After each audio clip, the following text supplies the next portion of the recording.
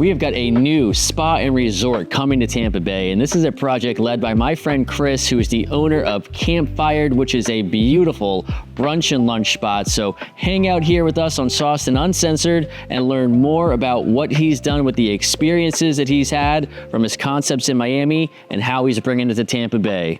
Cheers. Mr. Chris, man, welcome to Sauced and Uncensored. Awesome. Thank you so much for hanging out. Of and course. You brought quite a bit of goodies here, so I brought before the we best. dive in, like we got to get something happening here. What do we have in front of us? So this is the Florista, Flowers and Spirits. It's our line of alcohol. It's all Florida bee honey infused. We make it in-house, and it'll be like a center point to the new resort that we're gonna have opening up in probably the next year and a half, 2 years. Nice. Man, oh man. So what is the shot that we have to This is our reposado. This is our reposado, yeah. So this is literally a nice sweet reposado mixed in with our Florida bee honey that's local here in Tampa. Cheers, man. Cheers. Let's get the Thanks show for having going. me. Yes, sir. Wow. Tasty. Wow. Yeah. It's smooth, right? Yeah. That's why And those the marigolds go down honeyness. so easy. Man, that marigold drink, it's got roasted lemonade. I've told so many people about this roasted lemonade thing. People are like, oh, wow. Like it doesn't sound like it's gonna be good, but once you roast those lemons in the wood fire oven, it makes everything so much sweeter. And then it takes a lot of lemons to get it out and a little bit of smokiness. Yeah. And, mixed in with a drink, you just can't beat it. So many cool creative ideas. We'll get to Campfire, but like, where did the culinary journey, restaurateur side of things, where did the career start, and how has it evolved? So I started when I was 16, working for Danny Meyer, Union Square Hospitality Group in New York City. He taught me and got me hooked right when I was a teenager. From there, I kind of went through the New York City kind of life because I'm from Queens. Then it was more of, all right, do I want to do this for my career? What do I want to do? I'm not going to be an athlete anymore. So it's like everybody's story is the same. You get hurt, you stop playing, you know what I mean? And I ended up moving to Miami. And I was fortunate enough to start working with the One Group and STK. Worked in 5 or 6 of those in my career already. Nice. Before I was 26. Nice. I think we're supposed to be getting an STK in Tampa. At least that's what they're talking about. I'm sure. Yeah. This was I measured myself about 15 years ago now. And when I was in Miami, they were just opening up. The SLS Hotel was just closed down actually, and I was a male bottle server at Hyde Beach, and that really got me in the nightlife portion of it. Outside of STK, and as my career kept going and going, I had to move back to New York for a couple of years to help my mom, and who's my partner for. Yeah, I think that's one of the coolest parts of the story, man. Still, my whole life she's been my partner, and it's been going even better. You know, Nice. I'm so proud of her. I think she's proud of me. And I ended up working with Tao Group when I went back to New York. Okay. An amazing experience, and I just kind of took a little bit of secret sauce from everybody along the way, because every single one of these different hospitality groups are successful over and over and over. Yeah. And there's that one thing within hospitality is like, oh, it's really hard. You can't do it. You can't do it over and over. There's proof of it. Yeah, there's definitely systems. Yes, correct. So I just took what I saw worked for each one of them and kind of decided to put it in for myself. I worked on Wall Street for a couple of years before I moved down to Miami, and back down to Miami, I should say. Nice. And once I did that, I started up my own little hospitality empire in Miami. And in 2021, I ended up lucky enough to sell it. And I moved to Tampa Bay, or St. Pete, Tampa Bay, to kind of take it slow, get out of that Miami lifestyle, because it's fast, which is fun. Yeah. But it's time when you grow up to I wanted to maybe raise a family, do that kind of thing. I haven't got there yet, but my mom wanted another restaurant. Go figure. There's your baby. Yeah. Here's your grandson, your granddaughter. That's the restaurant. Exactly. So then my friends gave me an opportunity at a building that they had, and asked me to do something cool. So I was going to do a resort, and this is going to be it. I knew that I was going to build up to it, and this is just like a taste. Nice. Of what it is. Yeah. So from working at those groups, so what is some of the secret sauce sort of a thing when it comes to systems that other people are not necessarily giving enough weight to, which is what leads to this is so hard and challenging? Honestly, it's more than systems, and systems are repeatable. The experiences that these places give is what I've really found out is the secret sauce, and really everything. Making people feel like not only they're somewhere else, they have a smile when they walk in, because man, especially in New York, it's a rough place. You come in, the last thing you want is bullshit when you go somewhere. And just treat them nice. Treat them with a smile. Yeah. Whatever is going on in their life, sometimes they take it out on you, just take it on the chin. Yeah. You know? And there's a lot of... They didn't come here they didn't come here for an argument with you. Right, exactly. They came here to just hopefully have a drink, a nice steak, or whatever the steak case may be. And on top of it, give them something they haven't seen before. You know, and I'm pretty creative, so that's where I took from each one of these things, each one of these places, to try to create something unique every time I do something. Look, I mean, Campfired is absolutely stunning. You don't have any expectation. I mean, one, you know, when we were coming up, like, you're not accidentally ending up there. Yeah. You didn't drive past them. We're like, what the hell is this? Oh, trust me, my friends who own the building, they were like, Chris, if you do something here, this is going to be a masterpiece because nobody's going to come. And I was like, let's see what we can do. And I mean, I think you nailed it. When you walk in, and then even the sandwich shop and how beautiful that is just by itself, and it's, you know, so tiny there to order. But then when you walk through the atrium, you get into the environment, you know, through the foliage and everything like that. Like, you have done it. And when you were saying that, it just made me think of, like, this is like a Disney experience of, like, you know, why did he build the train to get into Epcot? He's like, I don't want you to have to see anything, you know, which is why they, you know, didn't do the LA thing and they moved to Florida. He wanted to build this immersive experience. And yeah, I think you're absolutely right. I think there's so few places. We have a few like themed bars and concepts, but they tend to either rotate in and out, or it's more for the gimmick component, I think, for the most part, where like this is the experience. Immersive, yeah. You know? Like, and I wanted to really get the hallway to be part of the experience, you know, to go down, and when you come to the end, it's like, oh, holy shit, this is awesome. And then you're intrigued, and then you're telling your friends, and then you got to come see this. Like, it's not going to look good at first, but once you get down there, it's like, wow, I don't want to leave. And it's part of a little bit of the mysterious fun, because even outside, you're curious enough to where you guys made the archway and how nice it is there, and then like then you've got this 100-yard hallway. You're like, where the hell am I going? Hallway of dreams. Man, it's just a magnificent job, and that's one of the things when we were hanging out, that in the promotional world and influencer world and all of this stuff, when you're looking at it to where like, what am I going to create that's going to get my customers to do the promotional side of things for me, because they're the ones, their experience. Everyone's a micro influencer. Everyone's got that component already. And you know, the thing with the flowers that you were telling me about, I think is fantastic. What do you guys typically do with that on the weekends or at all? No. So like you were saying, everybody who comes in with the camera is an influencer. Yeah. You know, they influence their family, their father, their cousins, their friends, their sisters. Somebody. They're going to influence somebody. So I like to build things where it makes you record it. Like, it gives you something like, oh, wait a second, I got to share this. Yeah.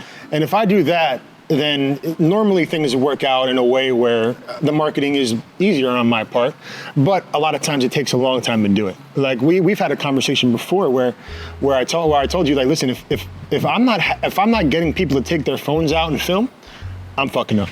So I just got to keep going harder and harder and getting more creative and more creative to a place where people need to take their phones out. Yeah. And with the flowers, I mean, every time a woman comes in, we have at least 300 flowers every weekend, ready to give out single stems for the Florista brand, obviously promoting it and making it, because it will be a fully functional florist in the resort, flowers and spirits.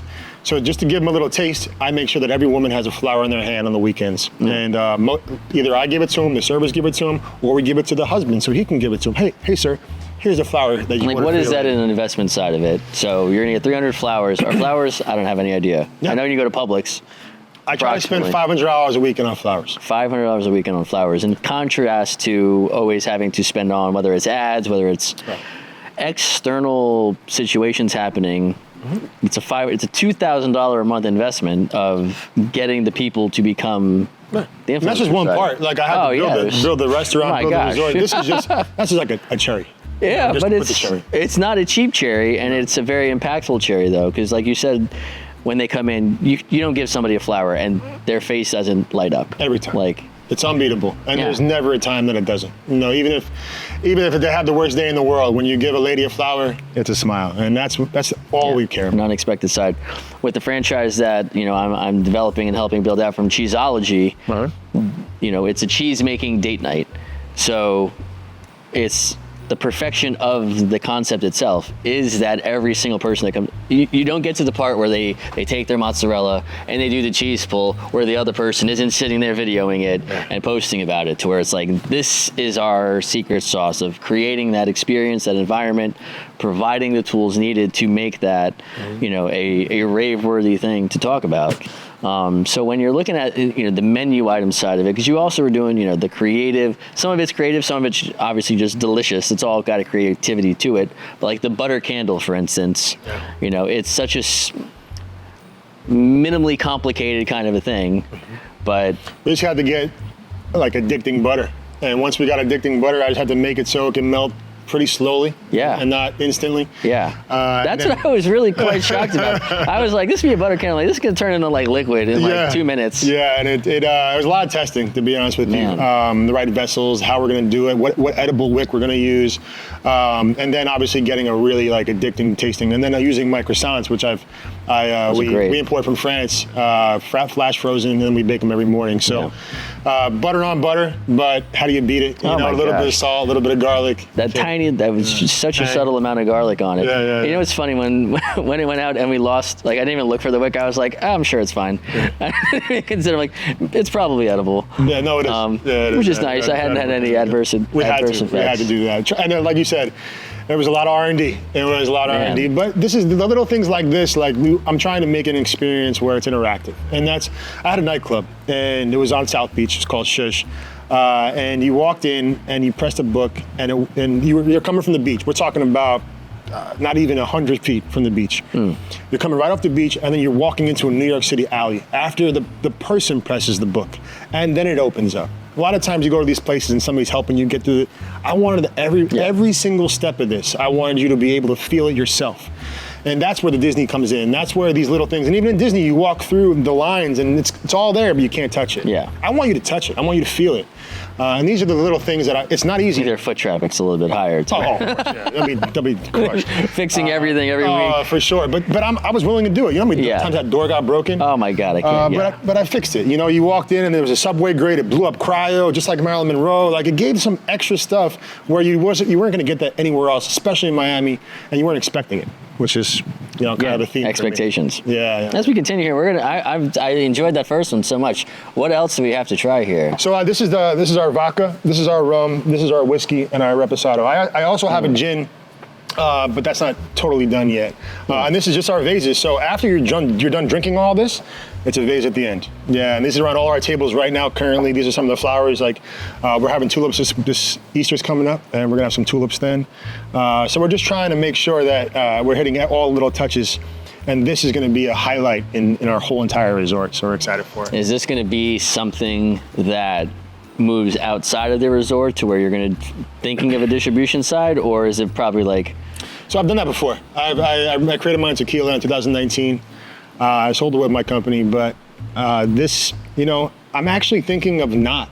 I'm actually thinking of just keeping it in-house. The exclusivity is nice. And it tastes really good. Yeah. So I think that it'll be a nice driver, and you can buy the bottle straight from us. It'll drive some foot traffic straight to us. Nice. Maybe we'll figure out a way to distribute it online. But I mean, I can't say no ever. It's really good now. It makes sense. Yeah, you guys had our espresso martini. It's unbelievable. It is. And that's made with our honey vodka. So it takes the edge off, but still, like, I tell everybody, like, there's no alcohol in this. I was like, oh man, just wait. That marigold, we were just like, oh man, it's a good thing we started our day. We had it was a delicious day, but we were at you guys' spot, and then we went to Shanghai dumplings and then Fortune Kitchen. So not often do we do three. Yeah. But it was a big day, and we started off strong. We're like, man, we could do like 6 of these. I know. That's how I feel right now. It's just they go down so smooth. And honestly, a lot of my concepts I do for women. And my mom is everything to me. So what is your mom's role? So how did she get integrated into everything? And then how has that evolved? Yeah, no, that's a great question. My mom is a retired New York City cop. and she did her 20 years. And when I moved down to Florida the second time, she moved to Jupiter, and she was living it up for a while. But she's like me, I can't stop. Like I tried to stop, I retired and all that, but I was antsy. Yeah, there's stuff to do, man. I realized when I did that, I'm never going to retire again, and it kind of helped me. And to be honest with you, my mom, I think she wanted to do the restaurant to get me working again. I got to tell you, and that's the kind of person she is, because she wants the best for me, and she's been such a instrumental part of my life that she's still involved in it. And now I think, like, now going in it now, I've got my power back and my energy back in the hospitality industry. Nice. And honestly, working next to her, I'm appreciating it more now as a real adult than I ever did. And I'm blessed to be able to do it next to her. She does all the back end. She's in the kitchen sometimes. Actually, recently because we've been, every weekend we get busier and busier, thank God. Yeah. She's had to step in a bunch of times, and she's had a hand in literally every single part of this, just right next to me. And whatever I can't touch, she does it for me. And whatever she can't do, I do it for her. And it's just been a really great relationship and partnership. And hopefully it'll go right into the resort, and that'll be the next big step for us. Nice. What do you think the timeline is? Because you haven't found, starting to look now. Yeah, so I just got back from New York yesterday, and we got to go ahead to start shopping. So cool. I'm going to start shopping for a hotel that I can transform into a resort. It should only take about a year after I find it. And from there, we'll just move straight in. Campfire is already built. The idea is built. The menu is built. We're going to keep adding to it. And that's actually an interesting thing I didn't really consider from like the context of, so like right now Campfired is in an atrium of what would be an office type building, a mall thing, where to pick up and set up somewhere, like you just need the kitchen and you need the space from a build outside. Obviously the build out's going to be happening for the spa side of it regardless, but Campfired itself can kind of float. I built it as an anchor. Yeah, because remember, I started from nothing when I came to Tampa. I didn't have a staff. I didn't pick up anything from my old companies. So I had to build an entire culture again, which is not easy. Which is a lot of work. Right. I had a hospitality company, and over the years we had thousands of employees. Now it's nobody. Yeah. So I wanted to get like a foothold on my team first, train them how I think about things, and really get that set up. And obviously have a concept ready. Yeah. And the concept takes time to build, especially when you're building something so unique like this. You're going to fail. I failed a couple times on things that weren't going to work, and I was successful in other things that did. And that's what we have to figure out when we're doing unique stuff, or if we're not going to do cookie cutter. What didn't work? Oh, the plants. Fuck, man. And you have all real plants in there. We were sitting there, I was like, God. The atrium that we're in, so this is something, I wasn't a plant guy going into this, but we have a jungle at Campfire, like a real jungle. A jungle, yes, an urban jungle. Correct, it's been a journey, and the atrium glass intensifies the sun so much that it burns the leaves. Wow, man. So we had to kind of embrace the brown, and I've had 50 different types of plants in there. Some of them work, so there's more of those, obviously. And then some of the brown ones look great, so I keep them, but I will say that was still to this day, a challenge, but we were embracing the brown more, and now we know what works and doesn't work, and the next one. And how to position the brown. Right, the brown. Exactly, it's gotta be floried in there, not just by itself, but it's still cool. Everything is real. Everything is real. Yeah. So that's a cool thing. And when we get into the next space, Campfire is going to be located inside of a greenhouse. I already have the concept built. I'll send you some renderings that I have already done. And the tents it's going to be a huge greenhouse. That's not going to have glass that intensifies the sun. But we'll have tents set up, tree houses set up with waterfalls by the pool. Oh, it's going to be a really unique experience. I'm excited for it. That's going to be awesome. Now, the little treehousey things, and there's going to be the private dining rooms above the dining room, so the tents will be outlining it just like it is now. The tree houses will be above them, and there'll be about 20 seaters. And then the greenhouse will be even bigger around it. That's going to be awesome. Yeah, excited. Yeah. So what are the other, let's pick something else out here. I don't know. I want to try all of them. You want to try the whiskey? Yeah. The whiskey's good. Why not? Is the whiskey right? Why not? Don't play your arm too much. Right? Let's see if I can get The show's called Sauced and Uncensored, so that's just what happens. Exactly. Whiskey's awesome. Boy, oh boy.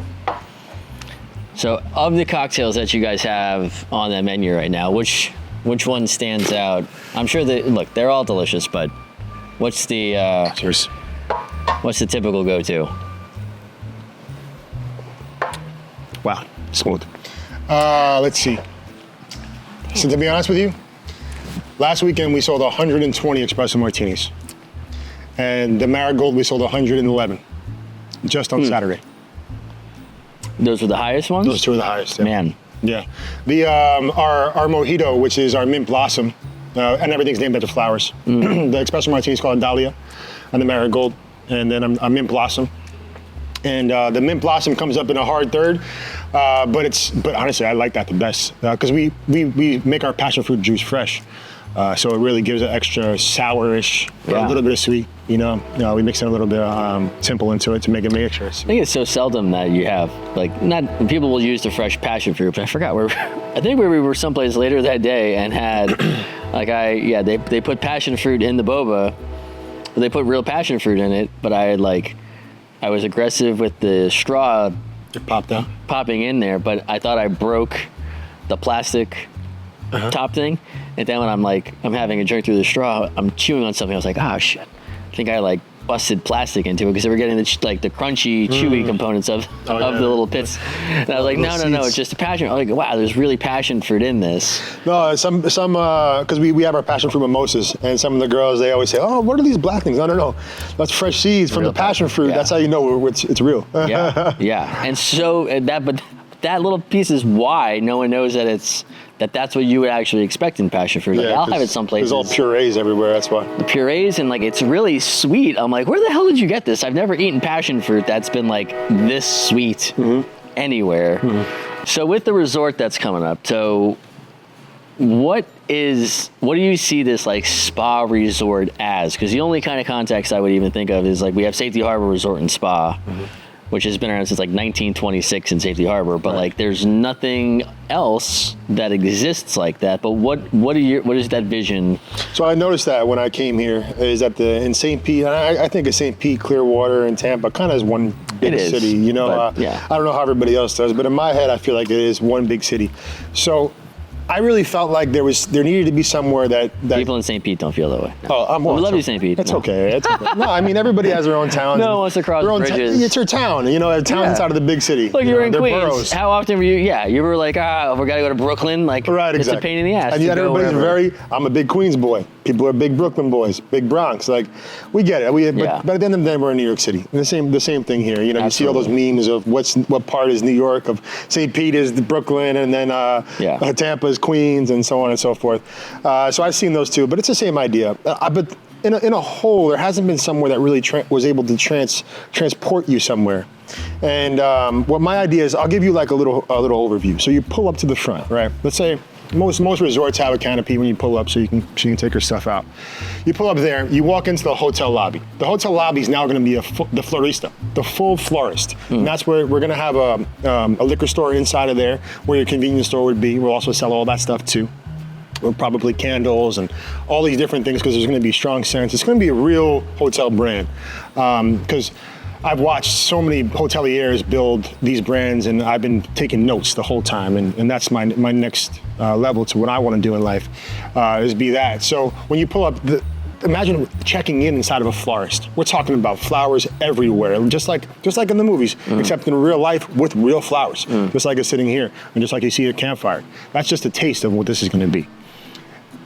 There's going to be double doors, let's say. The double doors will lead to maybe a little bit of a hallway, and you'll have a hostess check you in for Campfire. The Campfire Cafe will be there. Or you go straight to the rooms. It will be on the right or the left. And the rooms, there will be a hallway that walks around the greenhouse. And inside the greenhouse will not only be the Campfire dining room, but also the big pool for the entire resort and spa. Wow. And you'll hear waterfalls, just like you hear waterfalls in Campfire. So it'll all be enclosed, not necessarily... There's going to be an outdoor component, but most of it will be enclosed, because a big thing about what we're doing now and why we have such a big following and people come a lot is because we are rain or shine place, and I want to make sure the next place is also rain or shine, because that's important for us. Yeah. So as that's in there, you'll be able to experience the Campfired experience you'll have now on the next level, because we'll be fully enclosed and I can invest even more into the idea. And then also have some pool service, which, you know, I've done in my life so many times and can't wait to do it again in my own resort. No, nothing too party, more of a vibey type idea, because this is going to be a spa. It'll be a fully functioning spa, probably take out 10 rooms and create a real spa. Fully enclosed, state-of-the-art, but more natural idea that goes along with the brand. And this will be flowing through the entire the entire resort, including the rooms, including the hallways. It'll smell like flowers everywhere you go. Yeah. You know, and you'll really feel like you're somewhere else. And I'll make sure that everything is blocked off to a point where you don't feel like, no matter where I pick to put this resort, you're not going to feel like you're in Tampa, St. Pete, or Clearwater. That is going to be... That's gonna be interesting. I'm very curious how that outdoor component happens there. But I'm sure, like, once you get in, just like you have a Campfire now, like you're transporting out into someplace else. So when I started Campfire, that was just a straight piece of land. There was nothing there. It was just a skylight and then a floor. Entire floor. And that was it. So I actually have one resort in mind that I'm hoping goes through. Cool. But that I'm seeing in my head right now, and I'm pretty confident that this is going to be a transformative brand that, you know, that we're going to go really hard on the first one. And I have no doubt that it's going to go across the nation. Look, I mean, the thing that I appreciate and am fascinated about is how, when you're starting something, you're also considering that even if it's not that I'm going to build this to 20 locations or scaling this, why not do those things in the beginning? Because it's what helps it become digestible for the staff and the scalability side of things and just the smoothness of how things operate. It's not necessarily that we have to build this to create multiple locations or franchise it. We're building it to function as seamlessly as possible. And, you know, listening to and hanging out with so many different restaurateurs, you have the chef side of things, you have the I've got a great idea side of things, and you know just as well as I do, like the idea That's matters. Kind of what I took out of everything that we talked about earlier. Like every place I've worked at, I watched them have the same sauce in every single one of these places. And I know that most of it was done on purpose. You know what I mean? And now, making my mistakes along my career, which is the only way to learn, for me anyway. And I mean, you learn in your profits, you learn in the great things, but you also learn in your mistakes the most. And when I got to a point to franchise one of my old concepts, I realized that maybe I didn't want to do that again. And I wanted to do all of my ideas in one place, which is why a resort for me is the only next step. Yeah. Because I can take all of the ideas that I want to do at different places, put them in one place, and then really be able to have my hands on it all. Because I noticed that once my hands weren't on things, they slip. Yeah. And they slip every time. So there is ways to make the system so it doesn't happen like that, but to give the undivided hospitality and really make a new thing, make something that really is different, which is tough. Which is extraordinarily difficult. Right, it's very difficult. I want to have my hands on it all. And I think if I do a resort, I can do it all in one place, and I can really change hospitality in a way where I can make it so you're somewhere else. And that's my goal. And if it's only one of them, I will be ecstatic. But like when you build it really cool like that, it's easy to make it somewhere else, especially with the right staff and funding behind it. Yeah, when the team, you know, multiple different, you know, restaurateur friends that will go to and open not just second concepts of whatever, something that they have, where a new concept, and watching how those evolutions have gone over the last decades, it's so developed on the team side of it. Like if you don't have that, who's going to be the GM and the trainers and the culture mixologists and the culture and the this and that, like 4 or 5 of those people to move around with it. I'm watching other places do it that didn't have that, and it basically just never works. It's like it's from a secret sauce side of it. You know what they never talk about? And this is something I always had a problem with. When you go to franchise something, who's going to buy it? That's the question. That there's even franchise companies out there, and they've all come to me in my career, and I ask them the same question. And even when I tried to do it, they didn't have the answer. And I said, all right, I get it. This is cool. This is fun. But like, who's going to be the franchisee? Absolutely. Because in order to be a franchisee, you got to have a couple $1 million laying around. And I don't know a lot of people that want to start a new business that have a couple $1,000,000 laying around. Yeah. Because especially in hospitality, because it's so hard. Yeah. And the people who have a couple $1,000,000 lying around aren't going to do it with somebody else's idea. No. So unless you're one of these big franchises like Burger King, McDonald's, and you want to get to that scale where you want to repeat it over and over across the country like that, I would tell everybody out there to think about who is going to buy your franchise before you get into the idea of trying to do it. Yeah.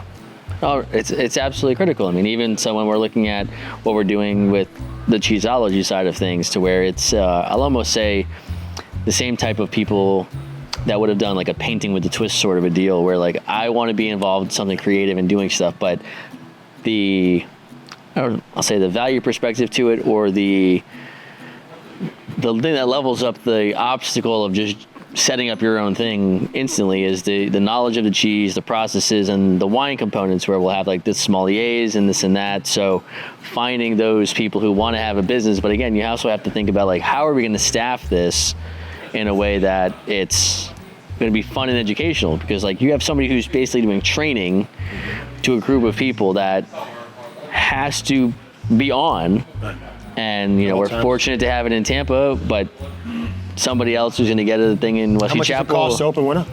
It's only $45,000 as the franchisee that's fee. the difference here. Yeah. So No, you're not starting at McDonald's for $1.5 million. Well, how much does it cost to build it out?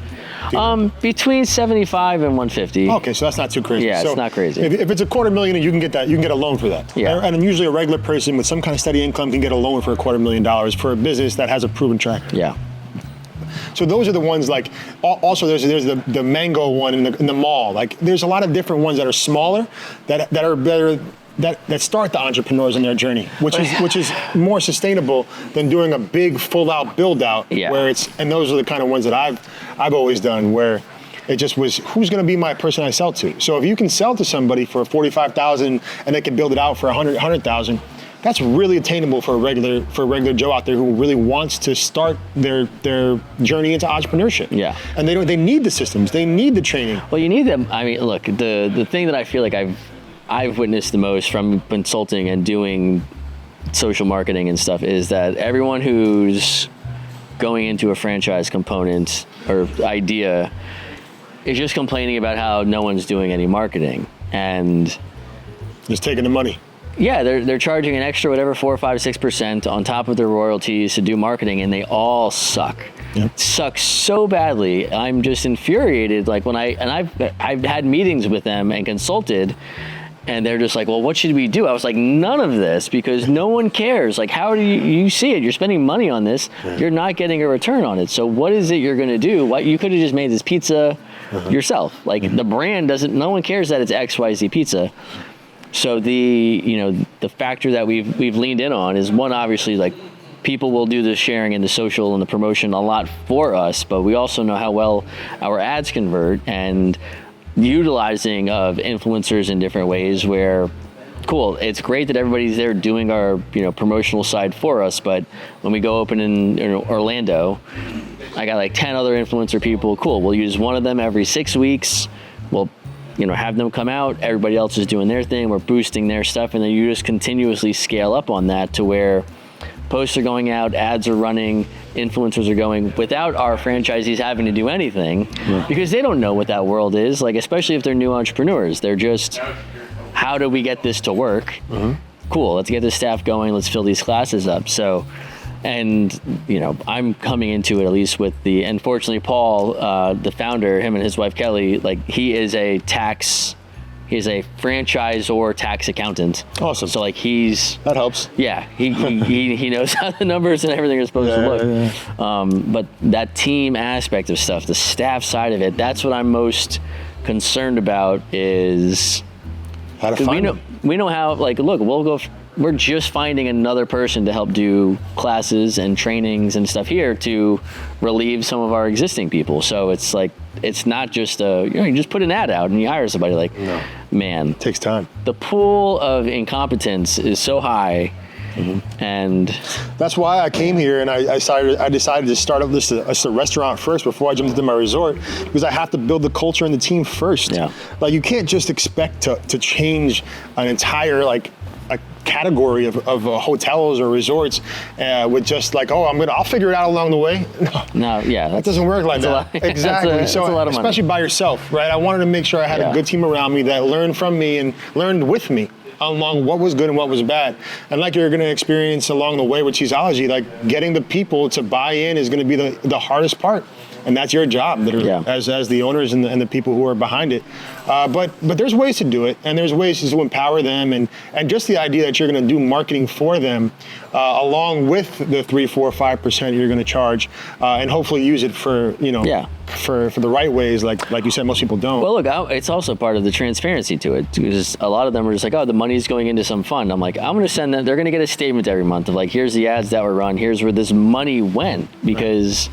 We don't need to get this money. And even if you do it, this is our ROI on it, then you'll understand, like, this is just not going down the toilet. Yes. And this isn't just funding our staff person. Right. That doesn't necessarily And these are the things that'll get you franchisees.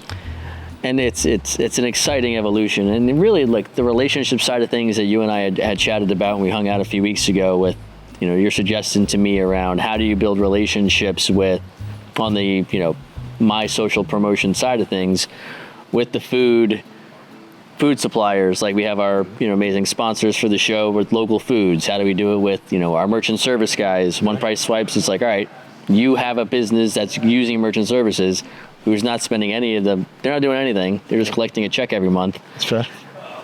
Cool. Now use the same merchant service, only now they're going to pay us to do the marketing. Food service pays us to do the marketing. Our other sponsors around Florida Days, people who are using the products and services that are already happening, how do you transfer that revenue that they're not doing anything for into it? Because like once you see, like you said to me about the food service, boom, we're like, here's what happens when you use local foods and merchant processing. Our people have gone up 20-30% over the year. Right. You can't argue with that. You're not selling food or merchant processing. You're selling, we're going to increase your bottom line, and it didn't cost you anything. It isn't like you're paying more. Mm-hmm.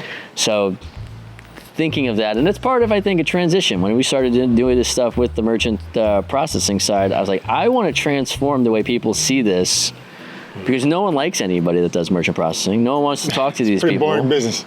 But it's not that it's boring. It's like payroll, you're getting companies. You're getting hit up 20 times a week, and it's also like true. Right. Everyone's just hounding it. Like, I'm going to save you X money for everything, for every service. Phone process, whatever. Payroll stuff that's happening. Is a big one. That's one they hit you up for. Every cleaning service, laundry service, like you name it, and they're trying to get in. I respect the hustle. Yeah. But it's tough to get. It's tough to feel them all, And I'm a nice person, so I don't want to be mean to them, but. Man, eventually we have it. It's working, guys. Like, I don't want to. It's tough, and that's just part of the game, though. But I can only imagine on the other side how difficult it must be. How many calls have to go on, and that's the number of people that will hit us up. How do we get you to refer? So it's like, well, listen, guys, like this isn't like a small thing. No. This is something that's you want trusted relationships to be introduced to something. Like we got to build the relationship. Oh, I just met this guy. He does a great job. Like, you didn't know. That's not going to work. Like, we got to be like, look, this is what's happening. What's the track record? Same thing with when we're building out the staff. Like, I'm so curious because even when we were talking about your staff, how you have such a dialed-in staff of people who understand what they're doing. Everybody's so happy when we've shown up. Awesome. 2 or 3 different times, and there's no turnover. There's so minimal turnover. 0. We're in hospitality, like. Yeah. It's about making them feel good. Like that's one thing I'm good at. Like if I can make my customers feel good, first I have to make my staff feel good. Yeah. And it's cliche, but it's not cliche. I take care of important. them. No, I take care of them. Yeah. And they need to know that there's a future in this. Like everybody who's working for me understands that this isn't it. Like this is just a start. And I have every single person. I started with 3 people, and now we're at 19, and every single one of them has went up. I gave them the chance first before I hired out. And they all see it. They all got the pay increases. And now, you know how good it feels when your employees roll up in a new car? Oh my God, I feel, and it's happened to me 7 times already, where I was able to get my employees to get to a point in their life where they were able to change their life with new wheels or get themselves a new house. Yeah. When my manager is getting her first apartment. And that's awesome, man. It's really, it makes it all worth it for me. My mom feels the same way. And I can't wait to do more for them and hope that they can be the ones running my resort for me. Because when you do that for them, they'll die for you. And in this industry, we get our asses kicked. And when we get busier, we get our asses kicked more. Yeah. And we'll fix it, but it's not gonna happen overnight. And these people need to know that you got their back. And when you do, sometimes it doesn't go well, but most of the time it does. So from New York, Miami over to here, how do you see Tampa's evolution and landscape in comparison to those cities? Because it's obviously a tremendously different landscape. It's more of an evolutionary side. No, one of the things that I talk about sometimes with my friends, I was just back home for a little bit, and I was talking to them, and man, I grew up in New York City, lived in South Beach for 11 years, basically. Lived in Vegas for a year. I was doing some concepts out there, and then I moved here. And it's definitely a change for me. But the food scene it's not shit. Like not by any means. Like there's a lot of good places to eat, and it's getting better and better. And I believe in 10 years it'll compete with Miami. Miami now. And when I moved there, man, I moved there in 2011, and it was nothing like it is now. And it's very comparable to how Tampa is today. So I see a world where this is one of those Class A cities with Class A talent, and the talent isn't moving here yet. But we're gonna get them here, and I hope to be one of the ones that attracts some of the good talent that's giving their life to hospitality. So you and I actually chatted about that. So from the idea of how our hospitality community, where why don't you think that our hospitality, our level of expertise is to those, Miami, New York, Metro, not even just Miami, New York, Montreal, whatever you're talking about, to where the bigger city side of it, that it feels as though a lot more of our staffing is like someone who was a server in high school and then just like never left and isn't necessarily like, this is my profession. Yeah. It's all about money. Yeah. At the end of the day, you got to be able to make real money. So when you work in New York and in Miami and Vegas, you're making $200K a year if you're at a good place, and if you're not, and if you're at a regular place, there's a chance you're pulling in 100,000. That's a real job. Yeah. That's a real life, real quality of life. And Tampa, there's just not enough of those places yet. But I do, like I said, I do think it's changing, and it will. But I've seen it myself that there isn't career hospitality people here yet. There's no actors trying to get on Broadway that need a second job. Interesting. I was a server for the earlier part of my career, and everybody who was working with me was a comedian, an actor, an actress. They were trying to get on. A lot of them were trying to get on Broadway. Yeah. They were models. So they're dialed into being in unintentionally hospitable in the character that they're playing. Right, the front-facing places where this is a perfect side job for them, where they can make real money, but still, during the day, go after their dreams. Yeah. I don't know if there's a lot of jobs like that or people like that living here in Tampa yet. That's just I've never even considered that kind of a component to it, where it really seems super cute. I mean, is there that many people when you were doing that work, was that in New York? Oh man. Everyone's trying to. I was in Miami too. Miami's everybody's a model. And this is before OnlyFans and all that shit. Yeah. So they were all they're in agencies, they're all trying to, and there was a lot of just being there for the life because the beach is there. And Miami is always beautiful, and it was always a great place to live. And it used to be cheap compared to other places, and you were able to make good money. So that quality of life along with the beach, you're like, all right, I'll live here, and I'll go serve tables, or I'll go be a bottle girl making ridiculous money. Yeah. Right? So there's those jobs. Where are those jobs in Tampa? There's not many of them. There's not many Burns steakhouses where the servers are making $150,000 a year easy. Well, I think the nice component about that is it feels like the bar is also at this point so low. Your ability to shine and excel couldn't be easier, and that's not just in hospitality. I think that's in name the industry at this point, where you go in and you're just like, I'm going to show up every day. You're never going to have to worry about me coming in. I'm going to do what is expected of me. Yeah. And no one's going to complain about me. Doesn't even matter what your skill set is. You're just like, great A. You're just like, what? Really? Yeah. Oh my God. I don't even care. What was your background check? Doesn't matter. You're hired. Yeah, no. Yeah. I've been going for younger people because the younger you go, I try to look for manners. I try to look for how people are raised. And if people are raised well, And a lot of times I had a couple 18-year-olds along the way where their parents brought them in and they made them come to work, and they were nice and they were very hospitable, and they, yes ma'am, no sir. Like, those are the people that we can train, that we can ingrain the good hospitality in them early, because they're already raised by good people. Yeah. And the families that you come from, and there's a million good families here. The people here are great. I like living here because people are nice, you know. And in New York City and Miami, and the people aren't the best, you know. But here, everybody's nice, and they come from good families. So if you can instill some good work ethic, and you know, even it happened to me when I was a kid. Listen, you work, you're gonna make money. Yeah. You put the effort in, you're gonna make money. And as long as you give them the raise early, you don't give them the raise when you need them or they're about to leave. You give them the raise early, and you try to get them to make more money, and you live up to your word. Every single person who works for me, I have done exactly what I promised them what I was gonna do. And as long as they see that, they'll, like I said, they'll go off the bridge for you. Yeah. I was serving tables 3 weeks ago, because we needed somebody, and it's great for me to get out there and talk to my customers. Absolutely. Figure out what they like, what they don't like, and which alcohol tastes best. Is our espresso martini still that good? Yeah. Okay, good, I'm glad. Everybody loves that, you know, when an owner comes out and is hanging out. I mean, I was at a small place in Palm Harbor yesterday. I don't remember, it was Joe's Pizza Shack. It was Joe's something, Joe's Pizza, whatever it was, on Alderman and Alderman 19. And it's like, it's one guy and 2 or 3 other employees. He's the owner, and he's talking to every table, shaking their buffalo wings and pizzas, and he's just there meeting everybody. Like, you can tell, like, the genuine appreciation, like, thank you for coming. Yeah. And as an owner, it's fun.